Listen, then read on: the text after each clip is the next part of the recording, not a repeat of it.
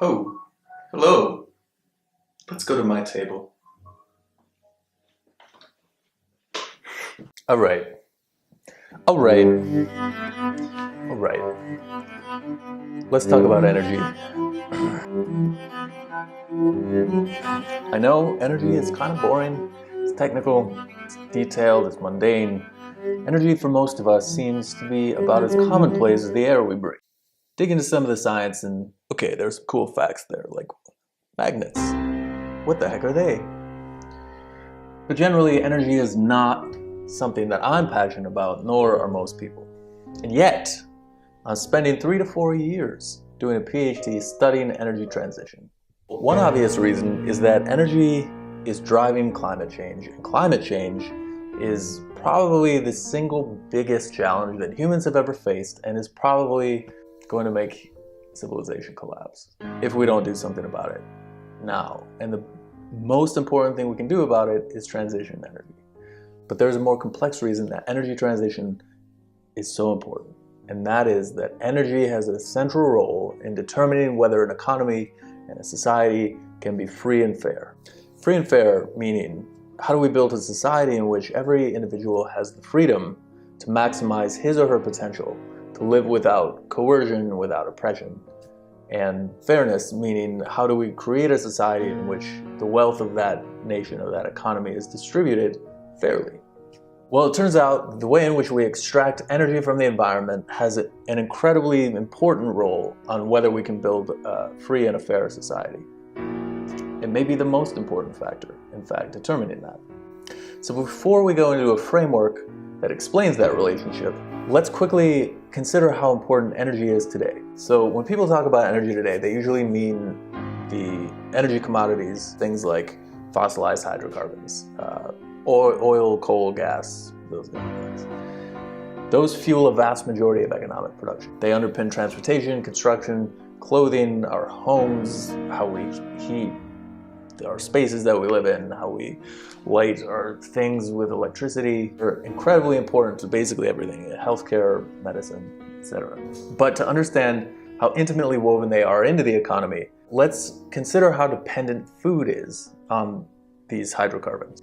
So say you need to make a salad, the most basic of basic foods. So you want to get some cut salad greens, some baby lettuce, let's say. So you go to the supermarket, you find it in its little plastic box on the shelf. It would be easy to look at that box and think, oh, some farmer in overalls upstate just, bent over and clipped these leaves off and threw them into a box and shipped them down to the supermarket. That's not what happened. Here's the actual life cycle of those greens. First, it almost certainly starts in California, probably the Salinas Valley. The lettuce was first planted by some machine that distributed the seeds or the seedlings into the ground after the soil was tilled, of course, by some machine. Both machines, by the way, powered by petroleum, most likely. Fertilizer was injected with, again, some kind of petroleum-powered machine into the soil. That fertilizer, the nitrogen derived from some petroleum resource. Water is sprayed on the greens every day, which is necessary in a drought-afflicted region. Drought sucks. Pumped up from an aquifer, probably by fossil energy. Once ready for harvest, some petroleum-fueled harvester plucked those greens and put them on a truck to some processing facility. At the processing facility, they get washed probably 3 times, but once they're washed, you can't put wet leaves in a box. Everybody knows that, so they have to go in an industrial dryer. So think of something that you put your clothes in, except much bigger and full of leaves. They get spun around and dried in these dryers, and then they have to get packed. So they'll probably be shipped to another processing facility where they're on another conveyor belt. Again, all of this powered by fossil fuels. Probably the lights also, probably the temperature control also powered by coal or gas. Once they get put in the plastic, by the way, also derived from petroleum, petrochemicals of some kind. They then get put into boxes, put onto trucks, driven to a train. On the train, they sit for 5 days to a week. They get moved by probably diesel fuel all the way to the train station, and then they get picked up by another truck, then sent to the distribution center. They get moved around by a bunch of little forklifts, and then Finally, they get on the truck that goes to the supermarket where you found it. But it doesn't end there. Then you buy it, you take it home, you put it in your electric refrigerator, and then if you're anything like me, most of it rots. And then you have to get rid of it, you throw the plastic into a recycling bin, and then that goes through an energy-intensive process. You throw the greens in the trash or the compost, and then it goes to a landfill. And all of this for a salad or two. Virtually every other product goes through some similarly complex supply chain. Toys, electronics, clothing, whatever. All of that based on the dense energy that hydrocarbons can provide. So you can imagine then how much political and economic power someone who controls that supply chain, or the energy that drives it, can wield in society. Before we get to that, how energy facilitates power in our current economy, we need some historical context. So first, let's look at this framework. Ian Morris, who is a Stanford archaeologist, has laid out a very useful framework in Foragers, Farmers, and Fossil Fuels that illuminates the relationship between energy capture and human values, quality, gender equality, wealth equality, etc. As he points out, it's difficult to make an argument about what people believed or what values they held 5,000 years ago, given that most of the writing that comes from that period come from elites, come from the princes and the merchants and the administrators, the people who were literate and could write down things. They usually didn't go out and seek the opinion of peasants and what they felt and valued. Making the assumptions about what people valued 100,000 years ago before any written texts come to us is even more difficult. So I think maybe a stronger framing would be to say, what is the relationship between energy and how free or fair a society is, rather than what values does a society hold. And we can get a sense of that all the way through each phase of human civilization's development. So to start, let's go back to the beginning. Of course, the earliest humans didn't have coal, oil, and gas. They still had energy. The human body is an engine that's fueled by energy. The earliest humans got that energy from food. Like other primates, by picking it up off the ground or hunting things like pigs and deer and fish and giant sloths. Basically, they just ate whatever they could catch. So individuals in small communities could freely access the energy on which everybody depended. Because they depended on wild food, populations stayed relatively small. They had to stay within whatever the limits of energy that environment could provide. So in places with more energy abundance, so like on coasts where there were a lot of fish, populations could grow and get a little bit denser and a little bit bigger. For the most part, hunting, gathering, foraging yields very small populations. And when I say small, I mean in the dozens of individuals. So for almost 300,000 years, that's how people got energy. Humans lived in these small groups, now and then managed to cultivate some crops. There was some different modes of production, pastoralism, whatever. It wasn't completely monolithic, but we can see patterns in how freedom and fairness developed in these kinds of societies. There was variability, but there are patterns. So for one thing, these groups tended to enjoy relative gender egalitarianism, so the genders were pretty equal. In most cases, some were more patriarchal at times, others were more matriarchal, probably more of the former more of the time, but for the most part, there was good gender equality. It was difficult for anyone to hoard a lot of wealth because these groups had to be nomadic some of the time. Basically, you could own what you could carry. There's also evidence that there's a sense of fairness that's inherent to primates and to a lot of social mammals like wolves as well. In a small group, it's easy to enforce taboos against wealth hoarding. So David Wengrow and David Graeber recently noted in a good article on Eurozine that there was a lot of political variability in these groups. But on the whole, the tendency was toward higher degrees of freedom and fairness. About 15,000 years ago, agriculture began growing and spreading. People started moving away from the wild sources of energy to domesticated sources of energy. It was a gradual process. It took many generations. It wasn't a quick revolution as it's often depicted, and it was often violent. So agriculture provides denser energy than foraging does. So the amount of caloric energy extracted per square mile, per square acre, is much more than if you're just getting it from wild sources. What this meant is that population could grow, could get more dense. This meant that societies based on agriculture could build cities and could build armies. So when they expanded their territories, they would displace or enslave or just kill the people who lived there. So you can see that process over and over again throughout history. You can see it in a familiar example being Romans expanding into continental Europe, enslaving, displacing the people in modern France, Spain, UK. Or you can see it in those three countries colonizing the New World, killing, displacing the indigenous people who were foraging or doing some form of semi-agrarian cultivation in the States. As with foraging people, Early agrarian societies were diverse. There was not one way to do agriculture, but the general trend was toward much less freedom and fairness than in foraging societies. Most agrarian economies eventually came to depend on forced labor, enslavement. So the Atlantic slave trade, for instance, which is often seen as this aberration, just some brutal exception to the rule of history, was not. It was very much the rule. Most people, for a bulk of civilizational history, lived as enslaved individuals. So for another example of this, look at Periclean Athens. So beautiful agora, the Greek temple fronts, all the gods and all the Socrateses and things, just so great.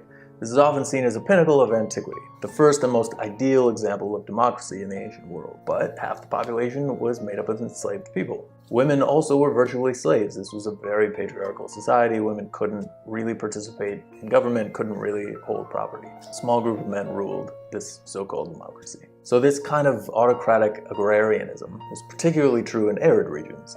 So places like the Mediterranean, Egypt, Mesopotamia, India. This is because, as Carl Wittfogel and Marvin Harris have written about, the idea of a hydraulic society.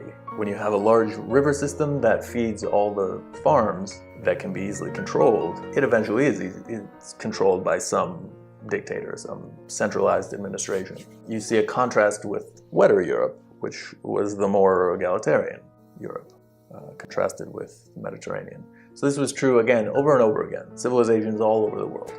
It seems generally that societies that came to depend on agriculture eventually became highly stratified, very patriarchal, or they are eventually conquered by those that are highly stratified and patriarchal. Immensely unequal societies in gender and wealth could just outcompete these more egalitarian societies, simply due to the nature of energy capture. It was just possible in many places to produce more humans, more wealth, more resources, more weapons, when you had these agrarian dictators and patriarchs. What changed all this was the introduction of fossil energy into these new industrial economies. So whereas agriculture increased the density of energy available and therefore the population, fossil fuels exploded that by orders of magnitude. It's thanks to this extremely dense energy that we have the complex civilization and economy that we have now. This is how technological innovation has accelerated so much in the last 150 years. This is how cities have been able to be rapidly expanded and erected. This is how the human population has grown exponentially. This is how a few leaves of baby lettuce travels more today, far more than any peasant did in the last 15,000 years. So when coal first started becoming one of the most economically vital resources, coal miners found that they had a lot of political power that they could exercise. Timothy Mitchell has written about this in Carbon Democracy. Essentially, coal miners initiated some of the first organized labor movements and won some of the first organized labor victories in the world. This is precisely because they were able to influence the flow of energy. A coal miners' strike in Kentucky or West Virginia could shut down factories across the country, could shut down offices in San Francisco, could stop shipments on both coasts. But on the other hand, John D. Rockefeller became the richest human in the history of humanity because he was able to monopolize oil and control the flow of oil. Fossil energy, like the caloric energy derived from domestic crops and irrigation in the ancient world, can be controlled, hoarded, and harnessed. What this means is that any economy based on fossil energy is likely to consolidate. A small group of men, sometimes women, are likely to be able to hoard and control both the energy source and the capital derived from it and the power derived from that. So we've seen this process play out over and over in the last 150 years. Today, incidentally, just a quick digression, coal miners are far less powerful than they used to be because the process of coal mining has become so automated. There are fewer coal miners, they're less important to the process of getting coal into the economy. Automation has happened in part for cost reasons, but also to funnel more capital and more power to the people managing those companies. Now here's a claim likely to frustrate some folks. Economic ideologies, like communism versus capitalism, are less important to how much freedom and fairness a society enjoys than the way in which that economy captures energy from the environment. So if a socialist state, for instance, depends on oil, it will not long remain egalitarian. Let's look at Russia and China. They both developed economies based on Marxist ideology. But wait, you say, yes, it's true, they're not real Marxists. They're not real communists. They're autocracies, they're dictatorships. Exactly the point. They could not build successful communist states because they're petrostates.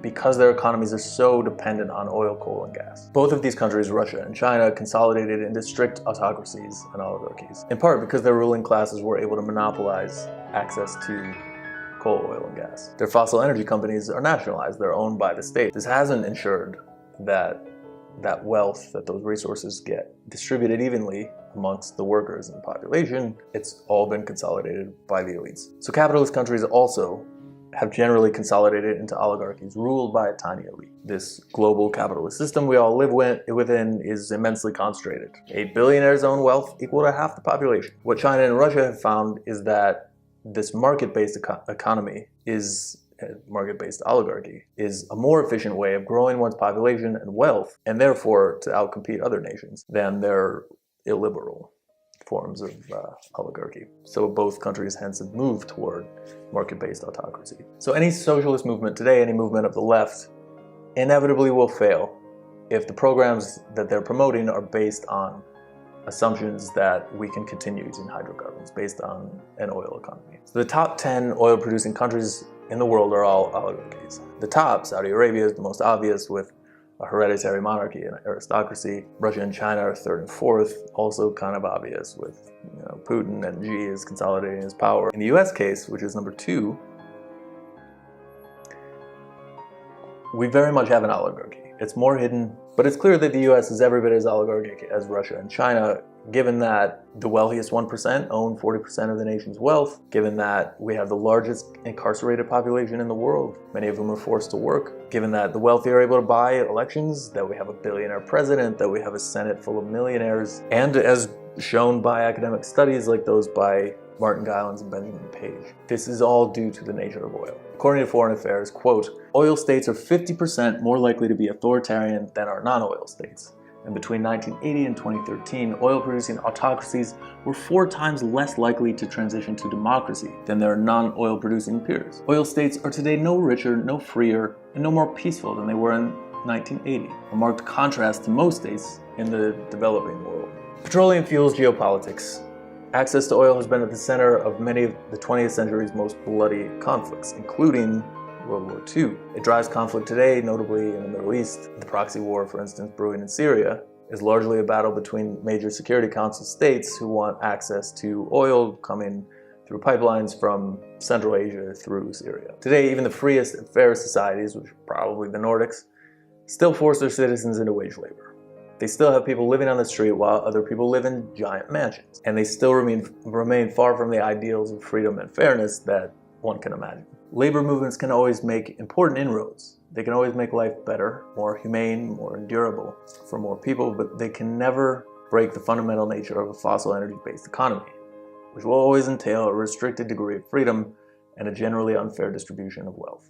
So if fossil energy must inevitably doom the world to either physical destruction in the form of climate change, or to a world of forced wage labor and immense wealth and power inequalities, what form of energy capture might make possible a society that's more free and fair, and also doesn't destroy the biosphere? The best answer we have now is a system of energy based on distributed individual scale production, or neighborhood scale, or small community scale. Producing energy at that level is what it has been for most of human society. It is what it has been in the most egalitarian societies. If individuals or small groups can harness and control the means by which their energy is produced and distributed, they will be able to wield more political power, they will be able to demand more freedom and more fairness. So the energy technology today most capable of delivering this kind of system is solar. Solar capture paired with on-site energy storage. This can allow individuals and neighborhoods and small communities to gather their own energy from the environment. It could also build a society that doesn't destroy the possibility for life on Earth, and build a society that guarantees freedom